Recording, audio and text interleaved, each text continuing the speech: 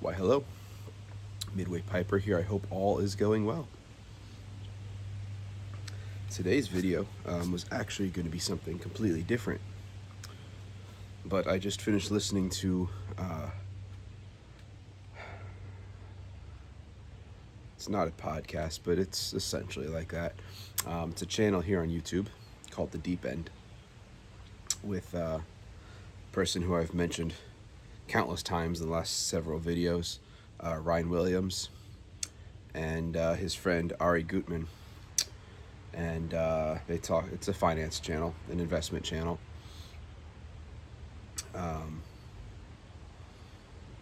And I just finished listening to the latest video they put out today. I'll try to link it down below. And so today's video just turned into a VR to them, and I think it's a relevant conversation to everybody that if you follow this channel. So first things first, before I get into the serious stuff, housekeeping. It is Artisan Thursday. So Jonathan, it's for you. We're going to keep that going. Artisan Thursday today, I have the Mark Tinsky Pipe Cottage. The first pipe that he made for the Pipe Cottage. It's a smooth and rustication mix. Beautiful pipe. Great rustication work on it. Nice and grippy. I'll have to excuse my nails for being dirty because, I work for a living. Now, in it.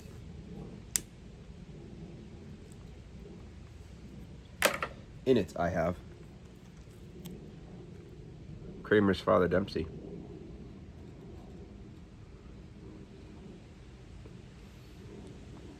This is a tobacco that reminds me of one of the wines I've tried that I like the best. I've talked about this in a previous video. It was described as having the taste of old leather and books. And this is an English tobacco with sort of that old book kind of flavor to it, however that would come out, but somehow it works. So, yeah. Now, in today's episode of The Deep End, Ari and Ryan were talking about intentionality, the why behind doing things, and not just haphazardly doing things. So I want to talk a little bit about that today. They talked about it in regards to investing, obviously, dating, training at the gym, things of that sort. And instead of writing in the comments, I figured I'd just do a quick VR. I know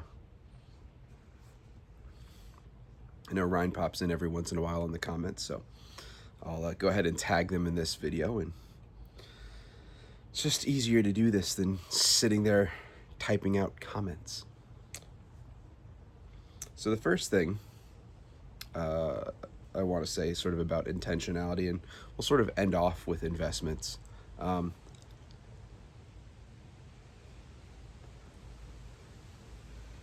The first thing we'll talk about with intentionality and the why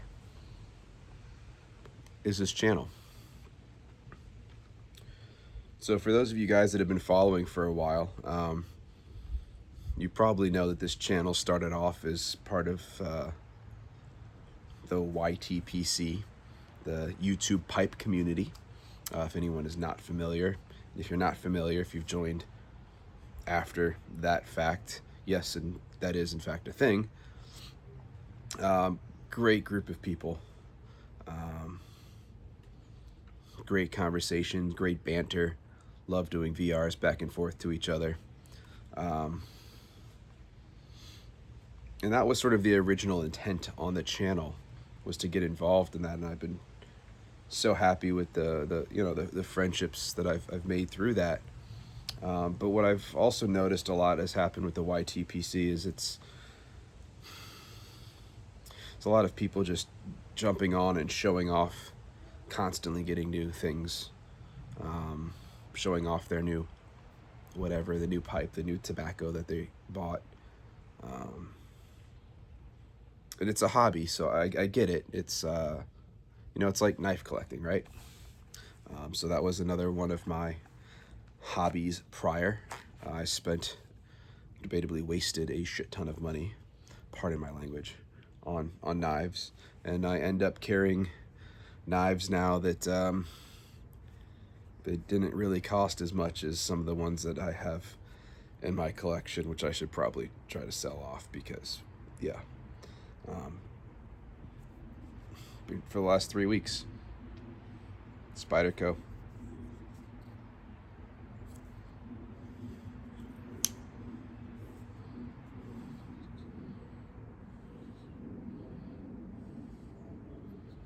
That's it. That's what I carry.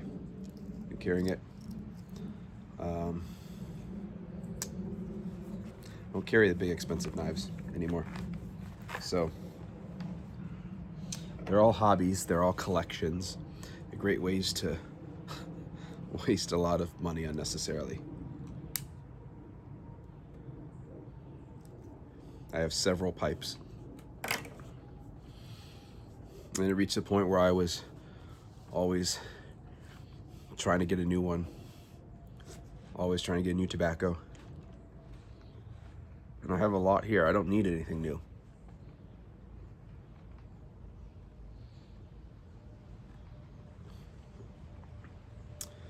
And so my channel has sort of diverged from just being about pipes.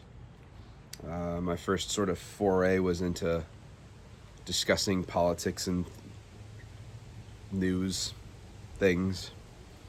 It's evolved into a booktube channel as well. So again, just like the YTPC, booktube is a thing as well. People who jump on and talk about books and things like that they're reading. Tomorrow will be one of those days. Tomorrow will be a Friday Reads video where I'll talk about new books I got, what I'll be reading, what I have been reading, what I finished this week, all those kind of wonderful things. And so the channel is constantly sort of changing now as my interests change. But instead of just sticking to one sort of wheelhouse and not really feeling super strong or passionate about that thing at the time, I like to just travel with this channel as to what my interests are, and hopefully you guys are interested. So I guess you could say the why for this channel has certainly changed over time.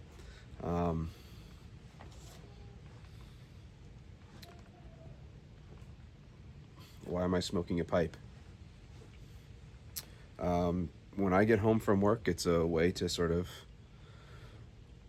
relax myself, get some quiet time. Just come out here for myself and smoke a pipe. But again, it's intentional. I'm doing it for a reason. I don't smoke cigarettes. I don't smoke anything else. I don't do any other. I don't do any drugs. I come out here. I have one pipe a day, and that's it. This is not addictive. I don't have to do this. It's just sort of part of a ritual that I've created for myself. This type of tobacco is not addictive in any way. I can stop at any time. I've done it before. I've stopped. It's just a ritual that I like to do. Again, it's intentional.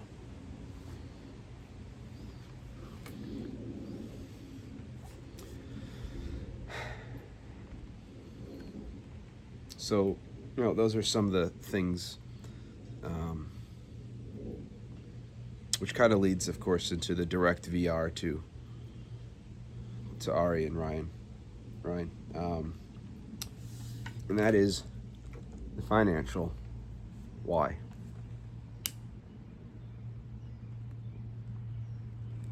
Now, when I was younger,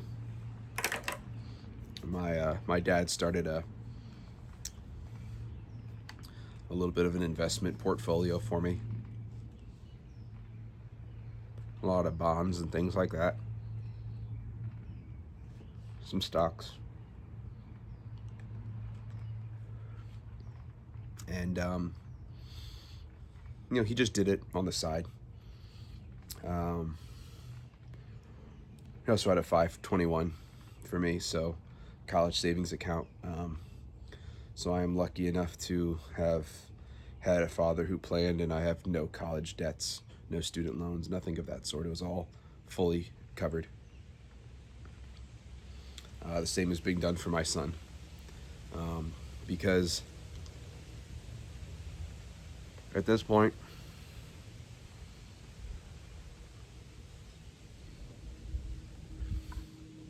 I do see it as a parental duty to plan for your kid. We've got two different accounts for him. He has a regular investment account that we've put some money into, and then he has a 529. I said 521 before. It's 529. He has a 529 plan as well. Initially, we did not start off with that because I don't believe college is going to be what it is or has been in the past. He's 9 years old. I don't suspect by the time he reaches college age that it will be that relevant. But again, it can now be rolled over into a Roth IRA. And so once that was change was initiated, we started contributing to a 529 for him,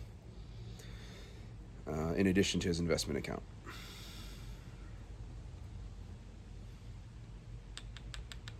Now, one of the first things when I was in my early teens, mid-teens, so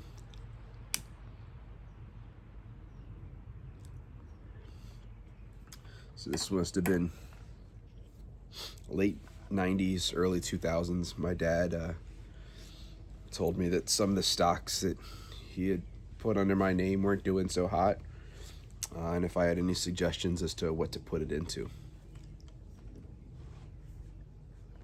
And at the time, I said Apple would be a good one. It's my first selection. And he said, no, not a good pick. Actually, you know what? I'll find you something. And he bought some gold mining stock with it instead. I don't know what company it was. He never told me. All he said was it was a gold mining company. And a couple of years later, when Apple really started to pop, iPhone and all that kind of stuff, Apple began taking over the world. I went to my dad and I said, how's that gold mining stock doing? He said, it hasn't done too much. It's about where it was when we bought it. And I said, you know what isn't? That Apple stock I told you to buy. Now, I didn't know anything about stocks, but I did begin to see what Apple was doing at the time, and I just thought it was cool stuff to buy. I had no idea what I was picking for stock, but dang, I wish he listened to me.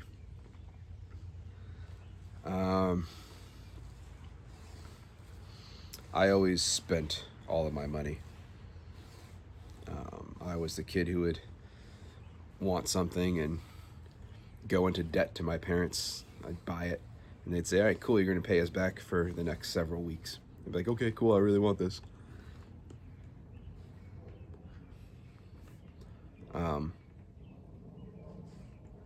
I got a job pretty early. I worked through most of high school, and I never saved a thing. I bought myself a really nice gaming laptop. I was a huge gamer kid, and I didn't like the gaming systems anymore after the Nintendo 64. So I started PC gaming, and I bought a good gaming laptop, and then I built myself my own gaming computer. I spent everything. Bought myself a car though. Um,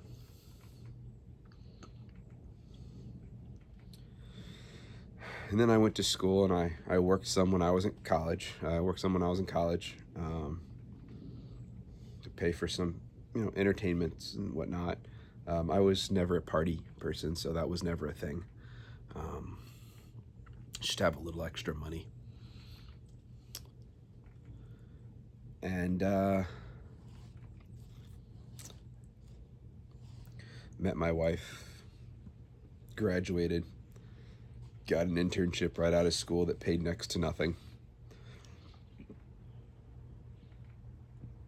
but provided housing, so I had a place to live there.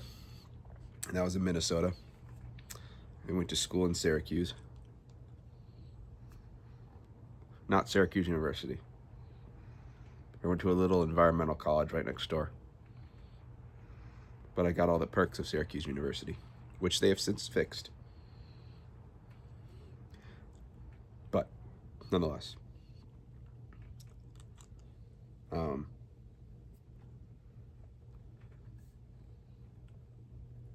moved out here, bought this house. Never really put any thought into investing at all until my son was born. And, we were debatably still are living paycheck to paycheck.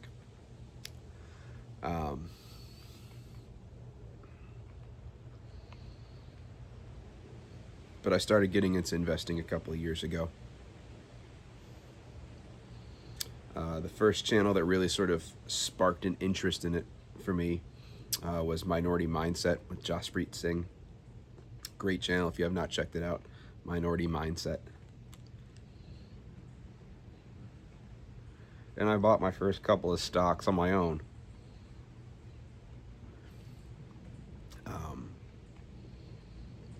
Based off of his channel and things I was watching. And I still hold some of those. Some of those I have not gotten rid of. I got into some VOO, VYM.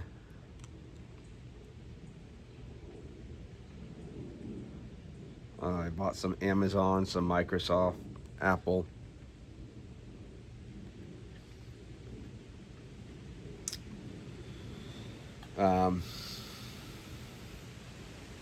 All of which have done nicely for me. So, but a couple years, one of the sponsors for his channel was M1 Finance.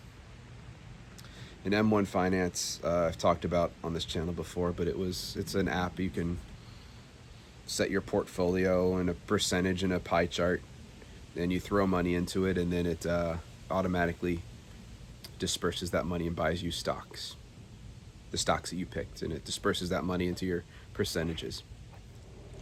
So that was that, but that really started to get the bug for me. So I set up weekly deposits. I started in there.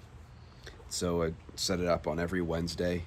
It would take $100 from my checking account, import it in, and then buy stock every Wednesday. And then they started offering a credit card, and I got the credit card, and when I spent money and I paid off the credit card, it would, instead of cash back, it would give me cash that was then deposited into the investment account. And I would get $100 and some odd a month in cash back, which then got reinvested. So it was sort of like investing for 5 weeks out of a month instead of the 4 that are generally in a month. So that was cool. That all, watching that grow. Initially it was dividend investing was what I wanted to go for. That was my initial purpose, my initial goal. And then a good friend of mine, he's my personal trainer. We talk about stocks. He's into stock investing and things like that. And he sees a lot of, where I live, we have a lot of well-to-do people around here, people that have either made a lot of money or work at investment firms and whatnot. And sometimes his clients would drop little hints to him while he was training them about things that their hedge funds were following closely. And we talk about all that stuff. And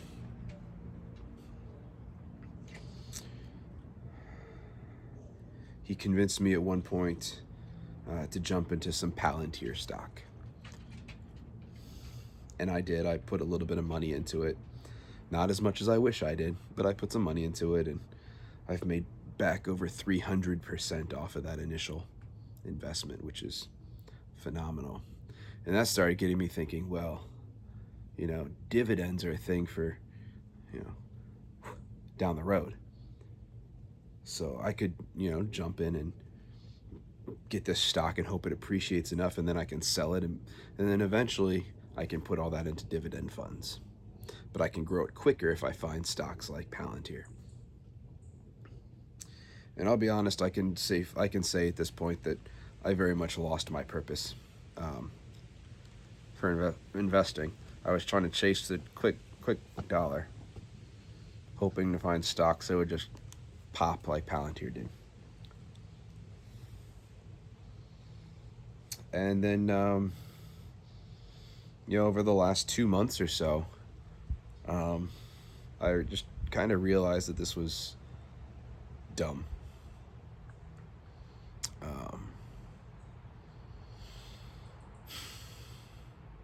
I had lost my purpose for investing. And so I've rearranged my portfolios now, and just about all of it, with the exception of Palantir. I did buy into Tesla when everyone was hating on Elon Musk madly about the whole Doge thing, and it dropped from like 600 to like 300. I bought in some Tesla stock. And then I have my Amazon investment, which has grown nicely as well. But again, those three don't pay dividends, but I'm holding on to them because, they're doing all right. They're doing well for me.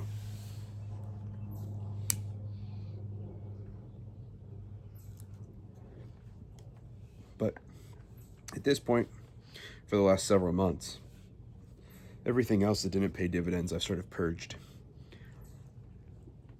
And I've put most of that money into dividend growth funds now, stocks. I have a little bit of, I have some SCHD. I still have the VOO and the VYM.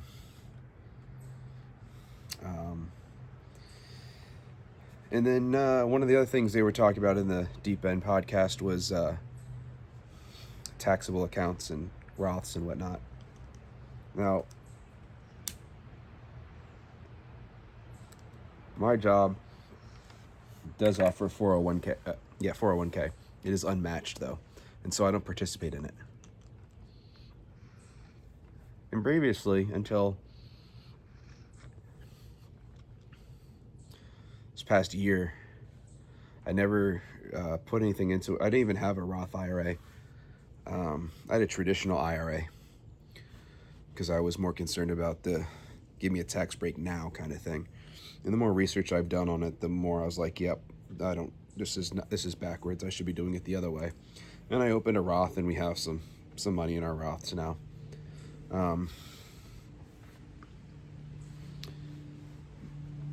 But everything we put money into now, a criteria for me is that it does have to pay some sort of dividend. And it's not because I want to retire early and live off the dividends, because I'm the type of person that is always, as long as I'm physically capable of working, I'm not going to stop doing stuff. I don't like sitting around doing nothing. And for me, my job, what I do for a living and have done essentially since I graduated from college, is what I wanted to do. And it is not a money-making field. I will say that. I could change jobs and make a heck of a lot more money. But what I am doing for my job is a passion.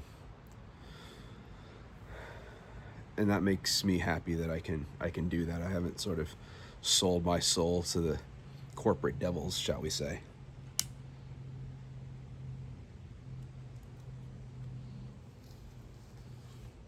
And so, for me, dividend investing is about having something to pass on, build that generational wealth, and you don't have to sell your investment down the road. It will produce money for you down the road without having to sell it. It's something I can put in a trust at the end of my life and pass on to my son.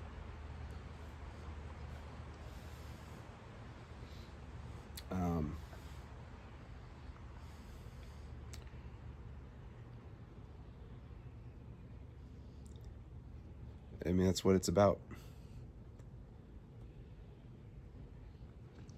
Putting it in, trying to chase stocks it's kind of foolish to me at this point.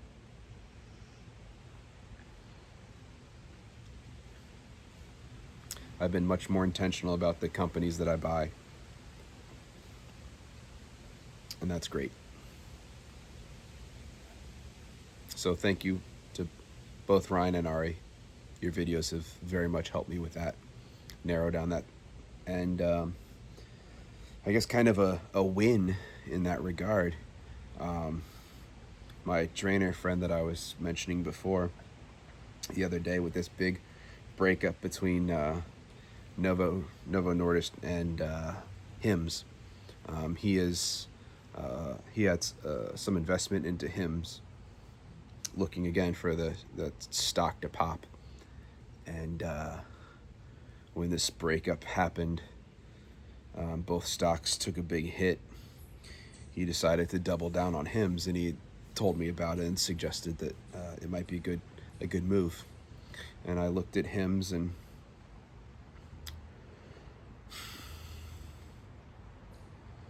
I have criteria now. Hims is a growing, developing company. They do not pay a dividend. And I told him, nope, not joining you on this one. This is your venture. You do that one. I'm not going to jump into it. That was my first real no.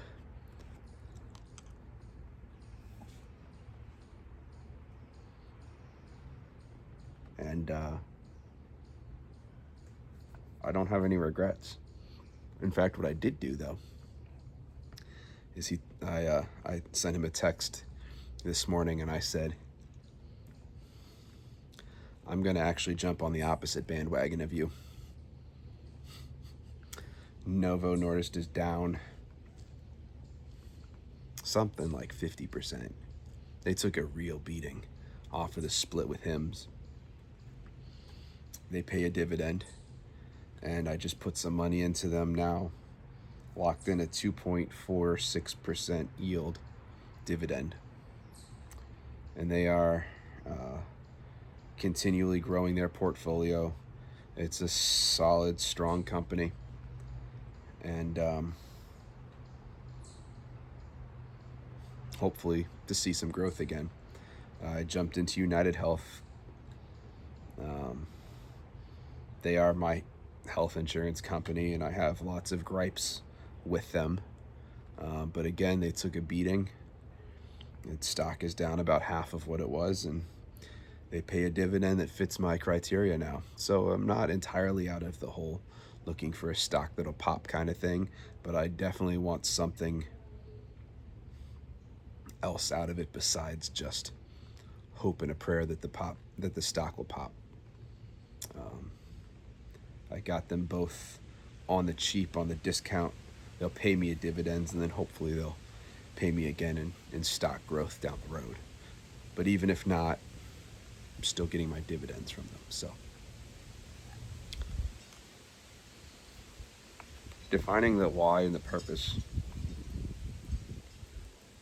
is huge,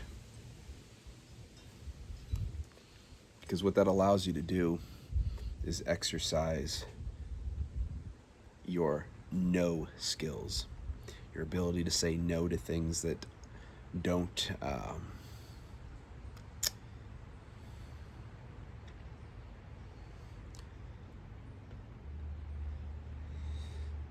necessarily set you on the continue you on the path that you have set out for yourself. I think that's one of the biggest things that we struggle with, is the ability to say no to things. That is a skill that needs to be exercised far more than it currently is. But that's why I work a second job as well. That second job funds life insurance plans for both myself and my wife. It funds long-term health care plan,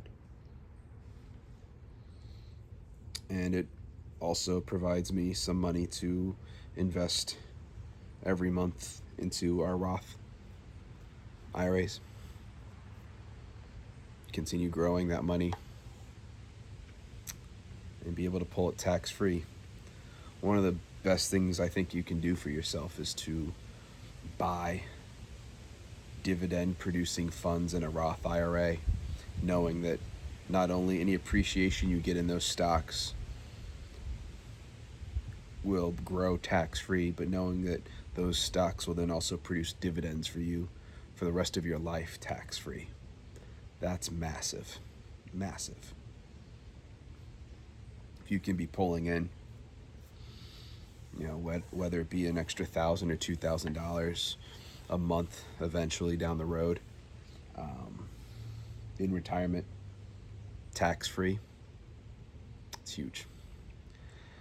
I've said it before, I'll reiterate it again. I don't expect Medicare, Medicaid, Social Security, I don't expect those things to be anywhere as relevant by the time I reach retirement age. I just don't. Hope and a prayer is that they do still exist and I'll be a beneficiary of it, but I don't suspect it. I don't expect it or suspect it will be.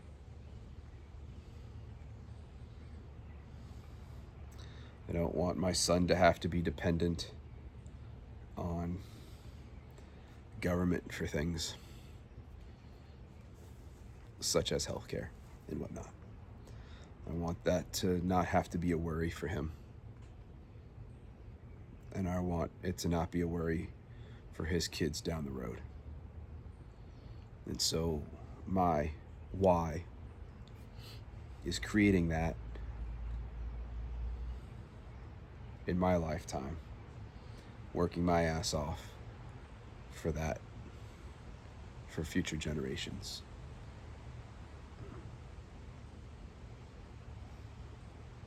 Now, at the same time, both Ryan and Ari had mentioned, about their kids wanting to make sure their kids have a better life than they did, that they do.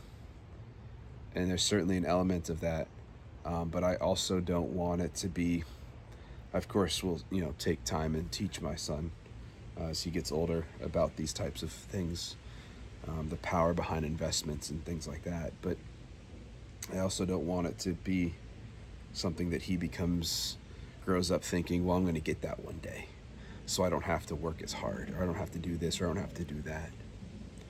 I think the best thing that I could do for my son is, at the end of my life, put that in a trust, pass that down to him, but not let him take anything from that for years to come. I want him to work. I want him to know what it's like. I don't want him to think he's going to have an easy road. easy time of life just because daddy worked his ass off for it. You know, you often hear people talk about the immigrant mindset. You know, my trainer is a great example of that. His dad came over here from Albania, and with nothing, and they own apartment buildings in New York City, and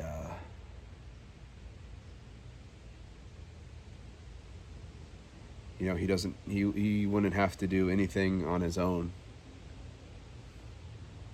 Him and his brothers could all work for the family and be perfectly well off. But he chose not. He chose to do other things besides that.